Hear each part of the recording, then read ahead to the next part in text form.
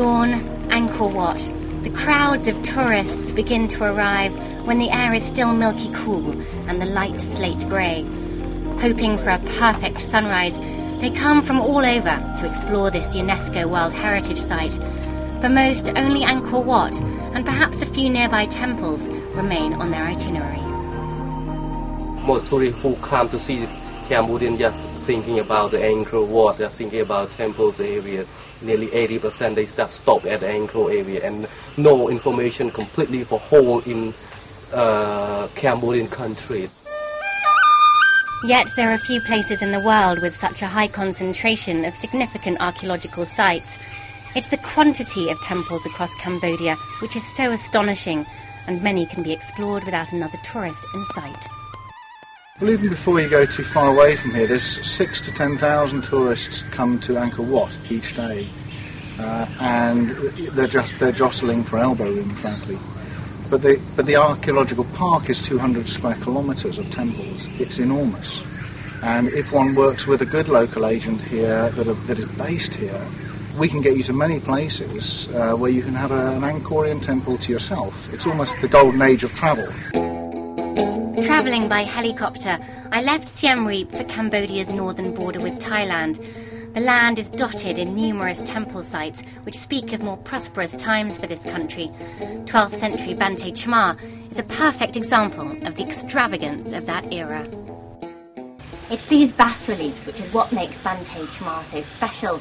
Not only are they beautiful, exquisitely done by some master craftsmen, indicating the wealth of the empire at the time, but they also document the historical events that were happening when the temple was built nearly 1,000 years ago. Historians believe this site may have been at the heart of a key strategic city which once rivaled Angkor.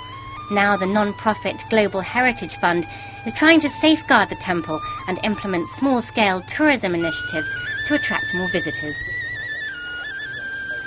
Behind me you can see that some of the temple is covered in scaffolding, and locals here are working on the temple from the nearby villages, learning about stone conservation, repair and excavation techniques. We would like to do to work with the local people in Bante Chma because we want to benefit to the local people. So we do some activity, we set up homestay.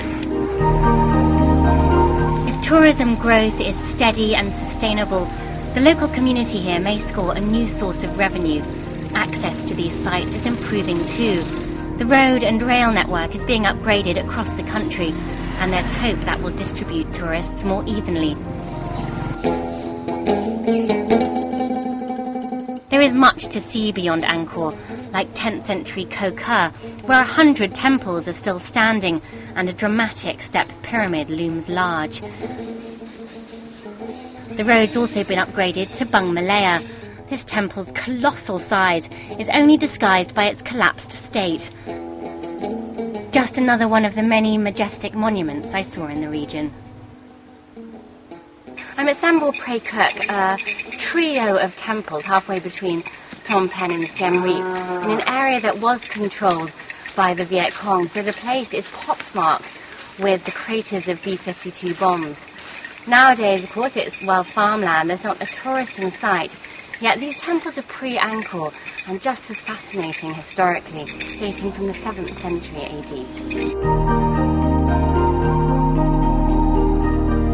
There is much to explore here for anyone willing to venture into Cambodia's more remote areas, often with the added prize of seeing these places of worship in perfect solitude.